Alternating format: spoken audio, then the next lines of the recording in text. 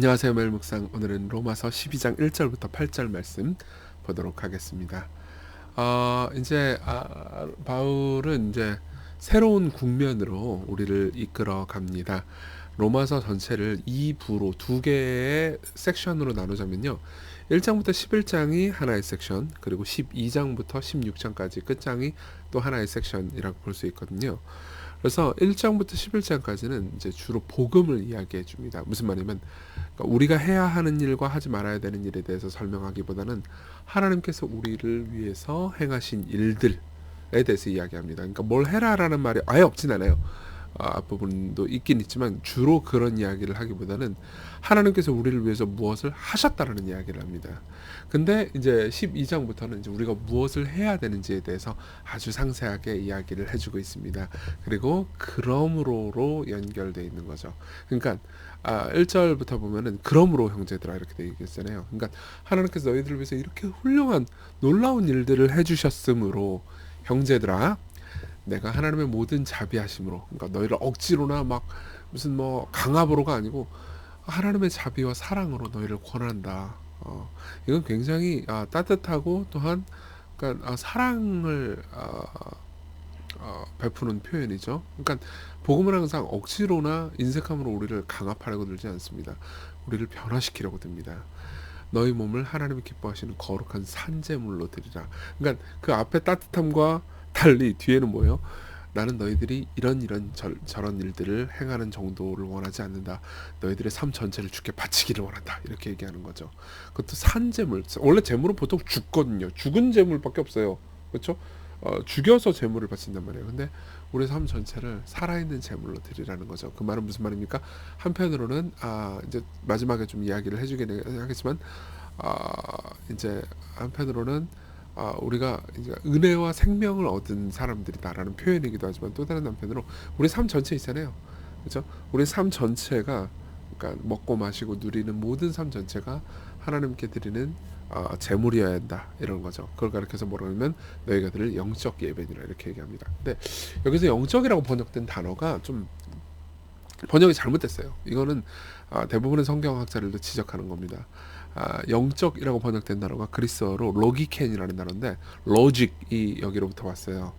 그러니까 합리적인 이성적인 예배를 드리라. 그래서 영어 번역 중에서는 여기서 영적 예배를 reasonable worship 이렇게 번역한 경우도 꽤 많습니다. 그래서 이성적인 합리적인 예배를 드리는 거죠. 왜 그래요? 그리스도께서 우리를 위해서 자신을 다 주셨으니까 우리 거기에 걸맞은 합리적인 반응은 뭐예요? 우리도 다 그분께 우리의 삶, 우리의 주도권 전체를 넘겨드리는 거라는 거죠. 그러면서 이 세대를 본받으면 안 되겠죠, 당연히. 그렇죠?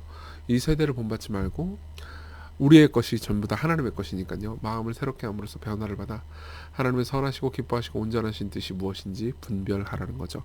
그러니까 세상이 시키는 대로 세상의 시류와 흐름과 영합해서 살지 말고 하나님께서 우리를 위해서 베푸신 그 은혜 안에서 하나님을 따라 살아가라는 거죠. 내게 주신 은혜로 말미암아 오직 너희 각 사람에게 말하노니 마땅히 생각할 그 이상의 생각을 품지 말고 오직 하나님께서 각 사람에게 나누신 믿음의 분량대로 지혜롭게 생각하라. 그러니까 여기서 믿음의 분량은 오해하면은 믿음이 작은 사람들은 뭐 대충 좀 그냥 적게 헌신해도 좋다. 믿음 많은 사람들은 많이 헌신해라. 이런 의미 아니에요. 여기서 분량이라고 번역된 단어는 척도라는 의미입니다. 그러니까 믿음의 척도대로 지혜롭게 생각하라는 거죠. 보세요. 행위의 척도는 이럽니다. 내가 뭘 성취했어? 그러면 뭐요? 이건 내 공로죠. 그러니까 난 자랑할 만한 것이고 교만해도 되는 거예요. 그래서 믿음의 척도라는 건 뭐예요? 내가 내 공로가 아니고 예수님의 공로로 구원받았구나. 그럼 내가 뭘 가지고 있다면 그건 내 거예요? 아니에요? 아니죠. 은혜의 선물인 거죠. 그러니까 믿음의 척도대로 생각하는 사람, 믿음의 분량대로 생각하는 사람들은 절대로 자기를 자랑하거나 이웃을 막 까내리거나 막 비난하거나 하지 않습니다. 비판하더라도 사랑과 눈물로 비판할 줄 알죠. 그러면서 4절부터 이렇게 얘기합니다. 우리가 한 몸에 많은 지체를 가졌으나 이제 바로 적용을 해주는 거예요. 여기서 말하는 한 몸은 교회를 가리키는 겁니다. 그 교회를 은유하는 겁니다. 많은 지체를 가졌으나 모든 지체가 같은 기능을 가진 게 아니죠. 그렇죠? 손이 하는 기능과 뇌가 하는 기능은 달라요. 그렇죠? 이와 같이 우리 많은 사람이 그리스도 안에서 한 몸이 되어 서로 지체가 되었다. 그래서 여러분들 모두는 예수 그리스도라는 한 몸의 각 지체입니다. 어떤 사람들은 어떤 일을 다른 사람들은 또 다른 일을 맡았어요. 우리에게 주신 은혜대로 받은 은사가 다르니 이제 여기서부터 7개의 은사를 쭉 나열합니다. 예언이면 믿음의 분수대로 예언이 나오죠. 섬기는 일, 섬기는 일로, 가르치는 자는 가르치는 일로, 위로하는 자는 위로하는 일로, 구제하는 자는 성실함으로, 다스리는 자는 부지런함으로, 긍휼을 베푸시는 자는 즐거움을 할 것이라, 이렇게 이야기합니다. 그러니까 우리에게 맡겨진 다양한 은사들을 따라서 교회를, 그리스도의 몸을 기쁨으로 섬기는 삶, 이것이 너희가 드릴 영적인 합리적인 당연한 마땅한 예배다, 이렇게 말씀을 해주는 거죠. 우리 적용을 좀 해볼까요? 첫 번째로, 제가 제목을 잘못 적었네요. 하나님이 후회하심이 없다는 사실, 이거 아니에요. 자, 보세요. 이게 합리적인 예배를 생각을 할게요. 이거 다시 써가지고 또 녹화하기는 좀 그러니까 그냥 넘어가 주십시오. 이게 팀 켈러 목사님이 탕부 하나님에서 이제 한 말인데요. 제가 되게 좋아하는 그러니까 어떤 이제 여성분에게 팀 켈러 목사님이 복음을 쭉 전했대요. 복음을 쭉 전하니까는 그 여자분이 이렇게 반응을 했대요. 와, 그거 굉장히 무서운 소식이네요, 라고 얘기를 했어요. 아니, 조건 없이 은혜로 말미암아서 예수 그리스도의 공로로 말미암아서 우리가 사랑받을 수 있다라는 얘기를 어떻게 그걸 무섭게 받아들이지? 라는 생각이 들어서 왜 무섭다고 생각했죠? 라고 물어본 거예요. 그러니까 그 여자분이 이렇게 대답했답니다. 내가 선행으로 구원받는다면 하나님도 일정한 한도 내에서만 내게 무엇을 요구하시거나 역경을 통과하게 하실 수 있겠죠. 나는 마치 권리를 지닌 납세자와 같을 겁니다. 의무를 다했으니까 이제 웬만큼 삶의 질을 누릴 자격이 있는 거죠. 하지만 정말 내가 하나님의 무한한 희생을 통해서만 구원받은 죄인이라면 그분이 내게 요구하실 수 없는 일은 없습니다. 맞아요. 예. 팀 켈러 목사님이 이렇게 얘기합니다. 그녀가 올바로 깨달았듯이 순전히 은혜로만 구원받는다는 이 믿기 힘들 정도로 놀라운 가르침은 양날의 검과 같다. 한편으로는 두려움을 베어버립니다. 그렇지만 또 다른 한편으로 우리의 결함과 실패에도 불구하고 값없이 우리를 사랑하신다. 그렇기 때문에, 그러나 그녀가 또 하나 깨달았듯이 예수님이 정말 그녀에게 그렇게 해주셨다면 이제 그녀는 자신의 것이 아니라 그녀를 값주고 사신 그분의 것, 예수님의 것입니다. 예, 여러분들은 이제 여러분들 자신의 것이 아닙니다. 예, 우리는 우리의 것이 아닙니다. 예, 우리는 이제 그분께 우리가 드려야 되는 산 제사, 산 제물입니다. 자, 그리고 두 번째로 그것을 실질적으로 구체적으로 삶에서 표현하는 방법은 뭘까요? 자신의 은사로 하나님을 섬기는 거죠. 아까 7개의 은사가 나왔잖아요. 그걸 2개로 구분할 수 있어요. 하나는 말의 은사고 또 하나는 섬김의 은사거든요. 예언, 가르침, 위로, 이건 말의 은사예요. 섬김의 은사는 뭐예요? 섬김, 구제, 다스림, 긍휼. 여러분들이 어떤 은사를 받았는지 저는 잘 모릅니다. 다양한 은사로 이미 교회를 잘 섬기시는 분들이 계세요.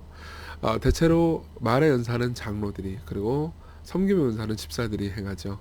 하지만 모든 구성원들이 참여해야 됩니다. 무슨 말이냐면은 나는 은사가 없어요, 난 아무것도 안 할래요. 그거는 두 가지 의미예요. 하나님은 나한테 아무것도 준 게 없어요 라고 말하는 것과 동시에 나는 하나님께 드릴 영적인 예배를 하지 않겠어요 라고 말하는 것과 똑같습니다. 여러분 그렇게 생각하지는 않을 겁니다. 교회는요 서비스 기관이 아니에요. 제가 그런 얘기 되게 많이 했잖아요. 그죠? 무슨 말이냐면 이정규라는 목사가 있고, 목사가 개인 사업을 딱 하는데 여러분들한테 제가 개인 설교와 이런 매일 묵상 서비스를 잘 제공하면 여러분들이 그래, 요즘 이 교회는 서비스가 좋군, 신방도 가끔 해주고 말이야, 이렇게 뭐 교육도 있고, 그러면서 여러분들이 돈을 내는 그런 구조가 아닙니다. 여러분들은 이 교회의 일원으로 참여하셔야 됩니다. 여러분들은 몸의 지체입니다. 예.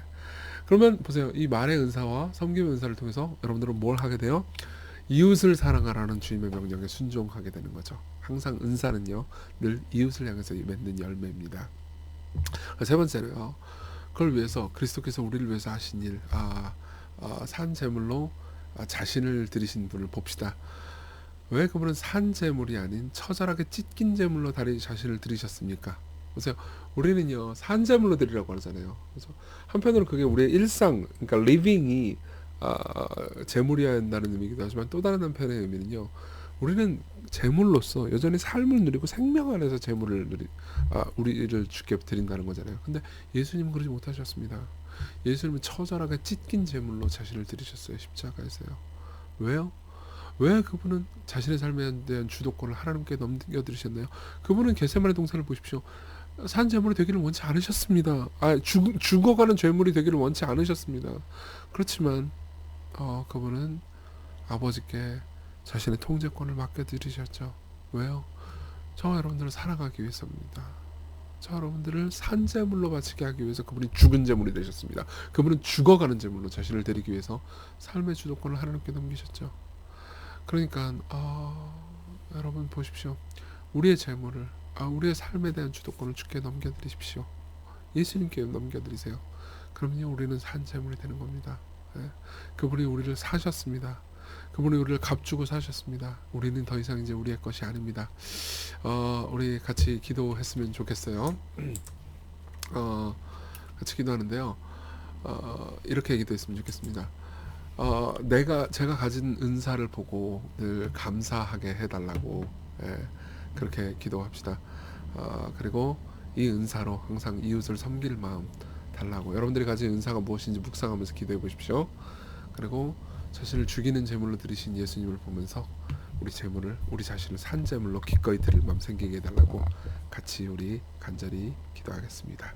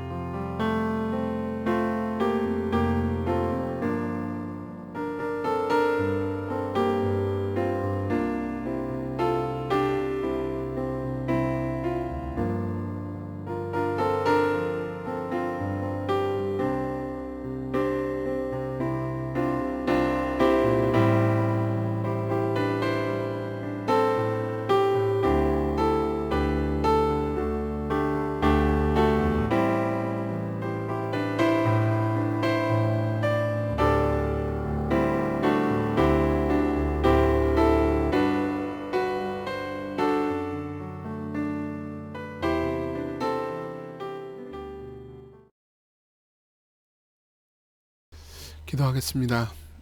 은혜로우신 하나님, 우리가 각자 가지고 있는 은사가 무엇인지 알게 해주시고 그 은사로 당신을, 이웃을, 당신의 교회를 섬기게 해주세요. 그렇게 우리의 삶을 주께 드리게 해주세요. 자신이 가지고 있는 모든 은사를 다 해서 우리를 섬기신 예수님의 이름으로 기도합니다. 아멘. 네, 여러분들이 오늘 직장 생활을 하든 가정에 있든 학업을 하든 여러분들의 삶은 주님의 것입니다. 오늘 여러분들의 삶을 주께 산 제사로 드리십시오.